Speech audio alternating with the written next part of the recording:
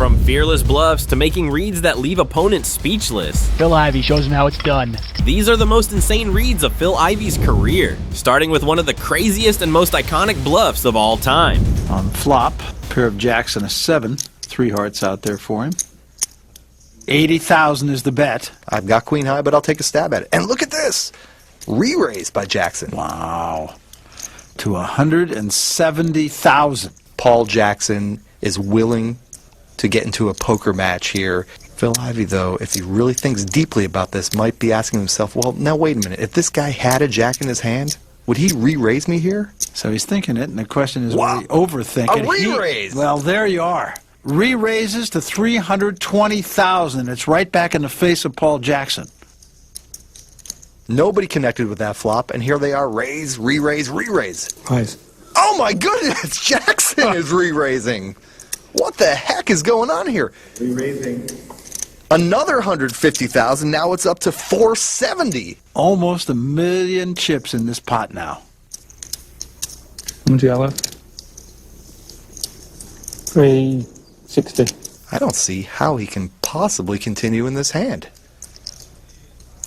Everything Paul Jackson has done. All in. What? That's why we're here and they're there. Absolutely astonishing poker. Not much point thinking, is there? There's a reason they say fearless poker is the best poker. And speaking of fearless, Phil Ivey suspects something, raises Barry, but it looks like Lex, who's got a decent hand, suspects that they're both out of line. And he's right. Nice play by Lex, 51-6. How much more are you playing? 140 something? 130, 140 more? Doesn't want Barry to know he raised him with air.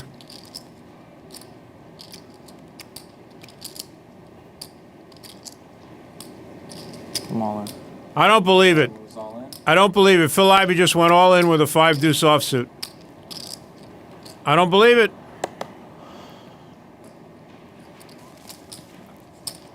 I thought you were just angry at Barry. I am. That is one of the great bluffs Nice one. in the history of high-stakes poker. let's be real. If any other player did this, they'd look like an idiot. Don't try that at home, kids. Next up is a crazy cash game hand from the iconic TV show Poker After Dark. We pick up the action on Mercier, who decides to 3-bet squeeze from the small blind versus 3 players. Everyone folds except for Ivey, who is about to find himself in another tricky spot with a lot of money on the line. Good flop for Phil. No ace, no king, no queen. If Jason didn't have it before, it's unlikely he has it now. Jason does have an inside straight draw, would make a straight with a 5. And he bets 28-7. Let's see what Phil does here. We know he's not going out. Who was going to lose the $4 million? No, all of us. No, he just offered. No one We offered $3 million. You offered Ivy $3 million. raises 50,000. I don't see any way Jason's calling. What's in those? He's all in. I don't see how Phil Ivey can call. If Jason had aces or kings, he'd play it the same way. Little glance at Jason. And he calls. Once or twice. What a call by Phil Ivey. Maybe ace high. Want to run twice? Or once? I only want to do it once. I could have answered that question, Jason. You're going to have to catch your 5 or your ace. Not to feel so bad. I mean, I see the king 10 and the king 3.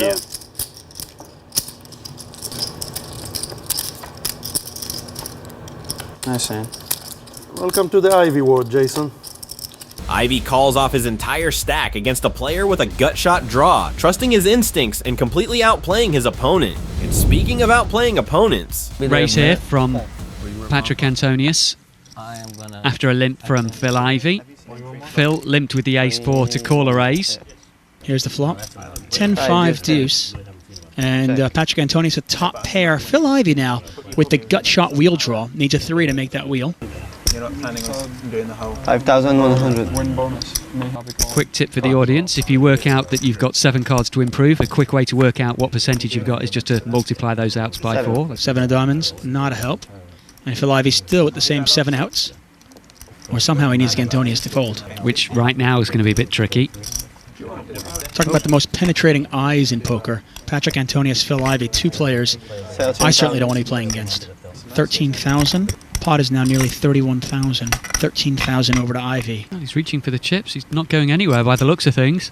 Well, looks like he's got something more creative lined up. That looks like 33,000 to me. 33,000. Now this is the dangerous spot for Patrick Antonius. If he calls the 20,000 on the turn, he might be faced with a big bet on the river. And he's going to call this. Pot is now $84,000. 6. Well, the 6 diamonds doesn't seem to complete anything. Well, I mean, I guess you could say it completed the 3-4, or maybe, just throw this at you, if Ivey had picked up a diamond draw on the turn. Yeah, something like Jack 10 of diamonds. Exactly. Phil obviously knows now he has to bet to win this pot. All in. And Phil Ivey's all in. It's a tough call with just a 10 and a king kicker. It's $101,000 to call. He overbets the pot. It's exactly the way Phil Ivey would play this if he had a set, or if he made 2 pair, something like that. Well, he lays it down. It's a great play by Phil. That bluff was impressive, but they're about to get a whole lot better. Deuce. This is interesting. Wow. Hold on a second. Check. King, king, deuce. Check. We have 2 players Check. with trip kings. Antonius with trip kings. Ivey with trip kings. Bet 3,000. And Benjamin with the flush draw as well. We might see some action from him in this flop. Pass. Pass. This is an action flop, to say the least. Although Benjamin's not stupid. He knows a paired board. He's not going to play a flush draw that strong, is he? No, but I knew he would at least see this turn card. Oh, wow. What a card for Benjamin's hand. And look at this. Benjamin Check. has the flush on the turn. Check. Ivey and Antonius with trip kings. Ivey in terrible shape. Bet 10,000. The only thing that's suspicious about this is he's got 2 callers. There's only 1 other king left in the deck. So I don't know if I'm Patrick Antonius if I bet there or not. Cool. King deuce suited, king 4 suited. Those are the kind of hands somebody might be in there with. Cool. Well, Call. go to the river. Yeah, this pot, 44,000. Here's the river.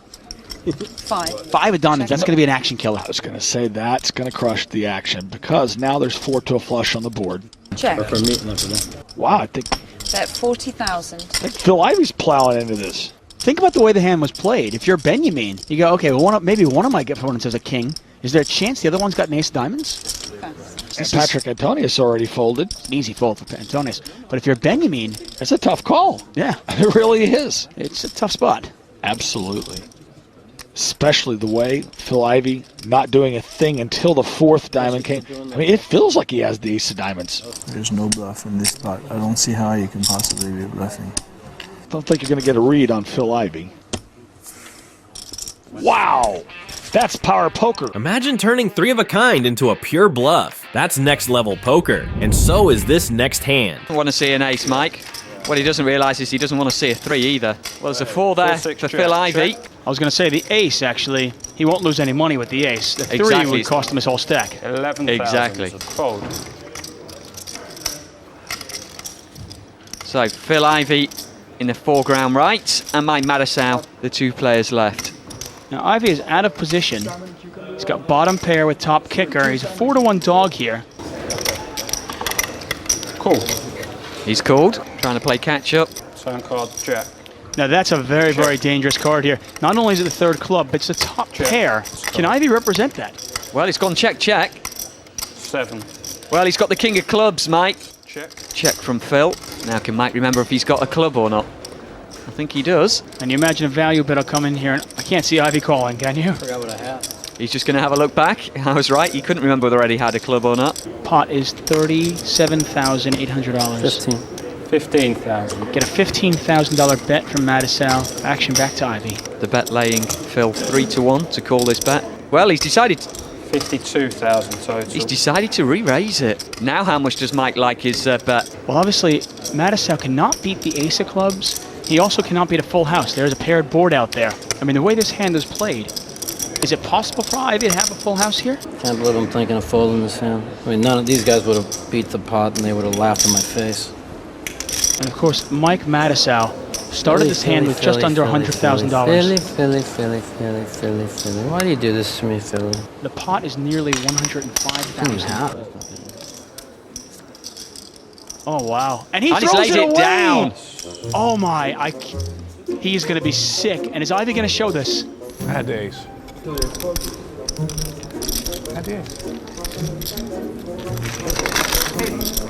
Ivey is not only one of the best at knowing when to apply maximum pressure, but he also makes his best reads when facing it, like in this hand against the trash-talking legend Tony G. Meditates every day, eats a very strict diet. You can see, you know, he's very lean, right? He is just so damn good.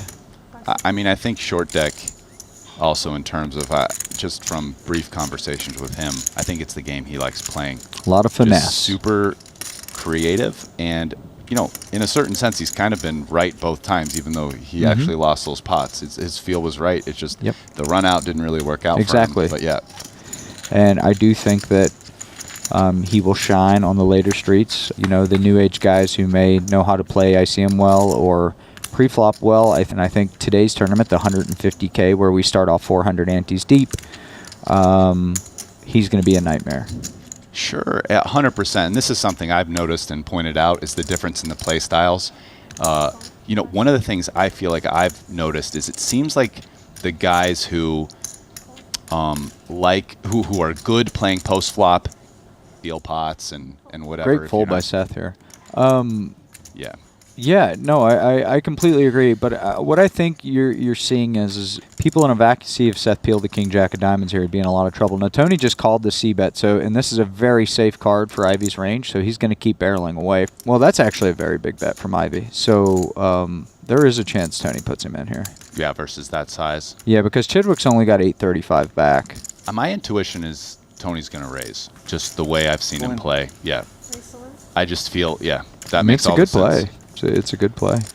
This is a really tough spot because there's just a chance that Tony G called the flop with king X of spades and it's just kind of like, whatever, man, I'm all in. Hopefully you fold. If you don't, I've got the best hand. I mean, obviously, if Ivey, ends up folding king jack, then that would be a great way to play king X of spades. But I don't know. I just having watched Tony play.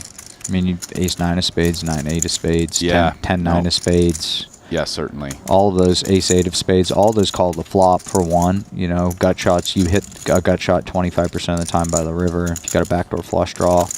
Yeah, I mean, I made the observation before. I mean, when Ivey's on, it is amazing how far he can go in he goes in tournaments consistently. He's unbelievable.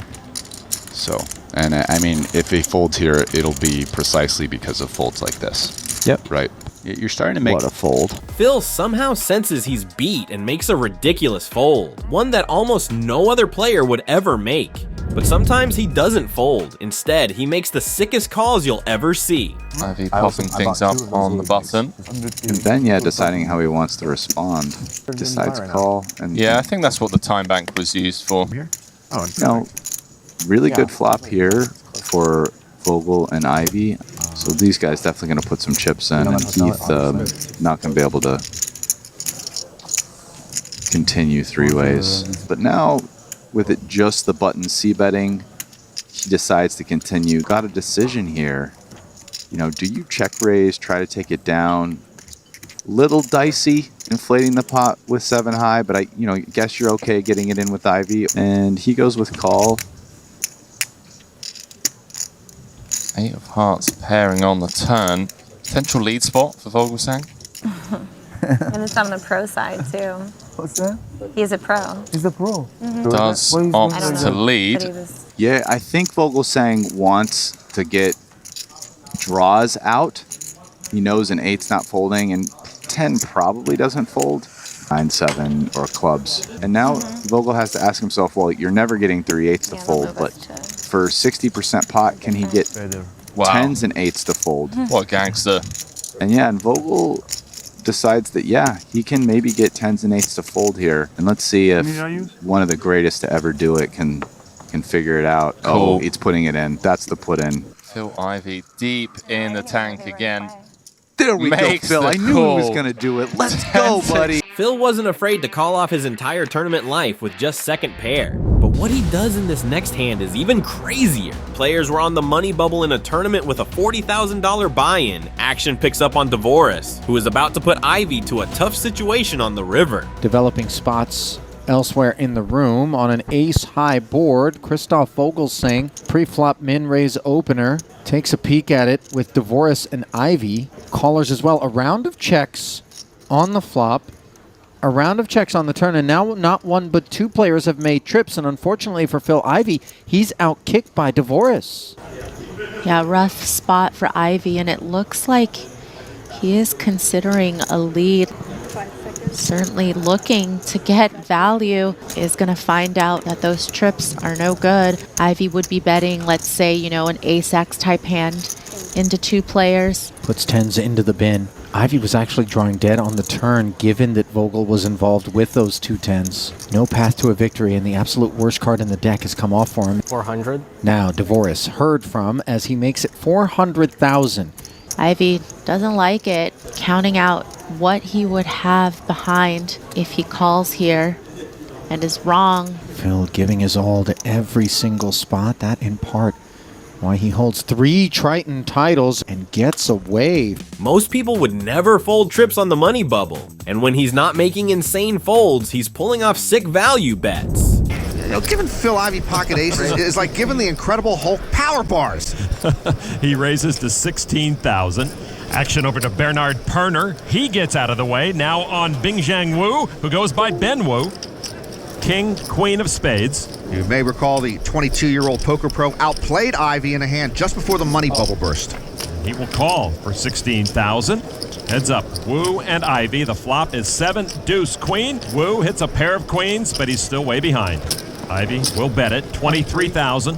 One of Phil's skills is very basic, reading the strength of his hand versus his opponents and extracting maximum value. And Wu will make the call.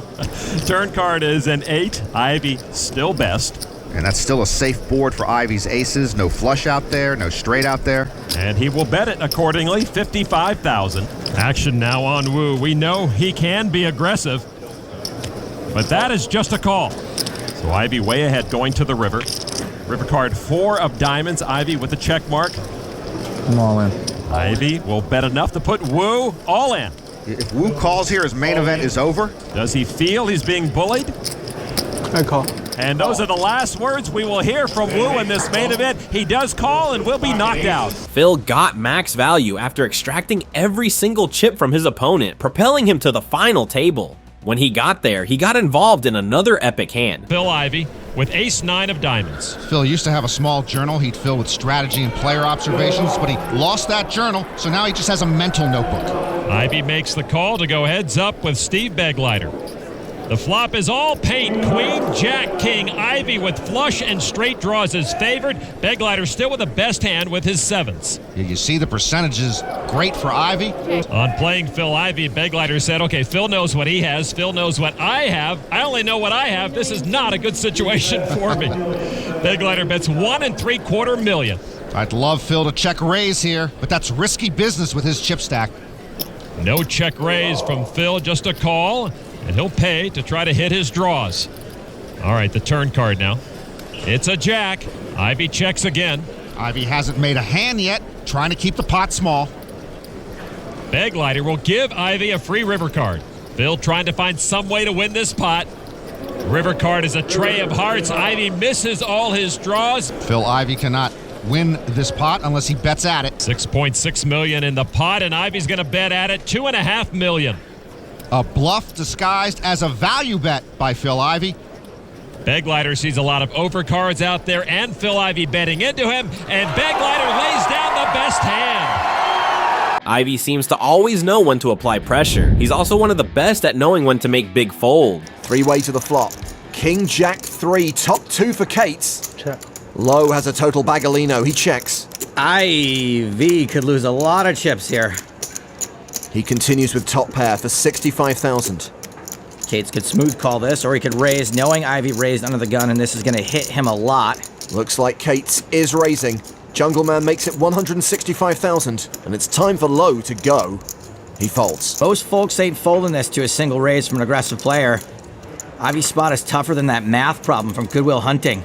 Wow, Ivey folds! That's next level don't. Now let's move on to the next 2 hands from the Super High Roller event, where Ivey is heads up battling for $2 million and a WSOP bracelet. ROI on what stuff is said. when Ivey won his first bracelet 22 years ago. He won heads up against Amarillo Slim, and that was Amarillo Slim's last World Series final table ever. One era went out, a new era came in. That 500. Top pair, good kicker. 16. Oh, and Ponikov's deciding that he wants to ask questions, and for Ivey, it's not a bad development. Queen 9, a lot of hand on this board. So giving Ponikov some rope here on terms of when he verbalizes his bet. When he says 13, he means 1.3 million. When he says Ponikov's does pick up the hard draw. Oh, that means it makes the board wet when it's a garden hose? Yeah. Here we go. Here we go. Happy to awaken those synapses, Norman. So a check back from Ivey, given that Ponikov's did check raise that flop, and that 7 of hearts was of some discomfort. So the flop is dried by that card. Is there a word to remove you that you know of that I would not defenestrate? Defenestrate would do it. You could throw me out of a Why window. did I think of that?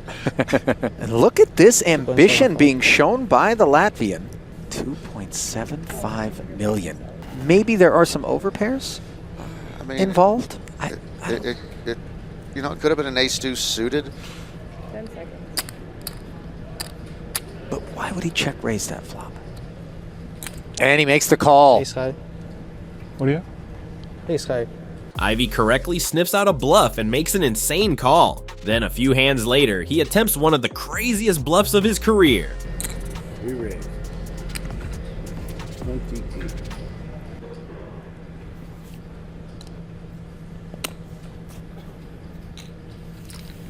Alex makes the call, and neither player hits this flop. Jack-7 trade 2 hearts. 10 seconds. Check. Ivey checks it. Well, I'd like to see Alex bet. I'd like to see Phil check raise. Okay. I can't even get into it. They're going to check on my 9 on the turn, and Ivey now has an open-ender. Ponikov's has made second pair top kicker. 6 million still up for grabs. Phil checking a second time. I think it is safe to assume that Alex is going to assume nothing, but you are correct. Bet this? Yes, he is going to bet this, I assume. Maybe. 10 seconds. 3 million. Half pot. 3 million.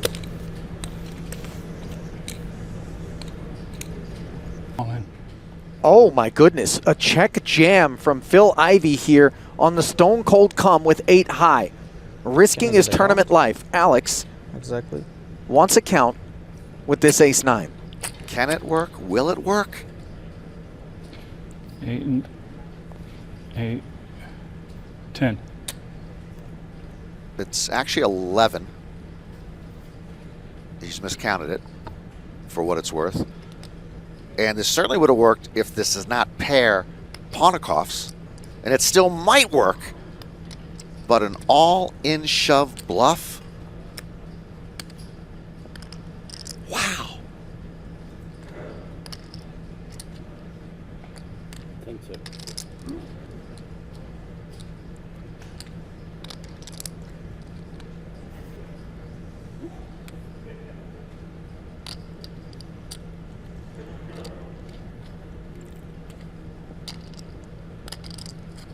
Call. Alex says call, and now is poised to pick up the bracelet if he can fade a 5 or a 10. Just like that, suddenly we play for it all. Over $700,000 in prize money, separating first from second. And that is the cash value of this board. We have seen Ivey get it all in on the wrong end of it a few times here tonight. He's going to have to get lucky again here to stay alive. And he doesn't do it. The 8 pairs Phil. It was a great play, but unfortunately his opponent made an even better call. Moving on, we have this hand from the Hustlers Casino high stakes cash game. Let's see if Ivey can sniff this one out. Then head to Seattle for the weekend. My kids are going. We go to Mariners game. guys want another thing? Yeah, we'll do it. I got a box. Andy here with a flush draw, and Phil Ivey here with ace king. Right. And it goes check, check, and Andy makes the nuts. And Ivey with ace king, top, top. 28. And Andy overbets here. Overbets the turn. After it went check, check on the flop, knowing that there's a good chance that Ivey might have hit an ace after this action, after checking back the flop. 3-bet pot. Andy taking this large sizing. Ivey checking back the flop as the 3-better. Obviously, Ivey has no spade in his hand, but it's really interesting the sizing here from Andy.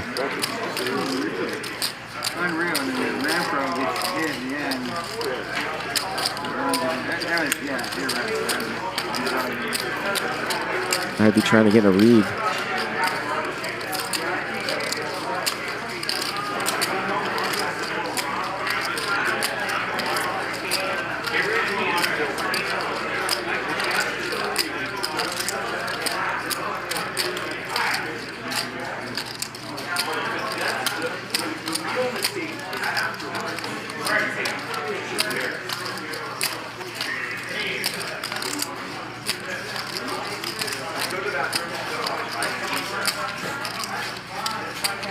What a fold there by Ivey. Alright folks, that's a wrap on this video, but here's a couple more you might like.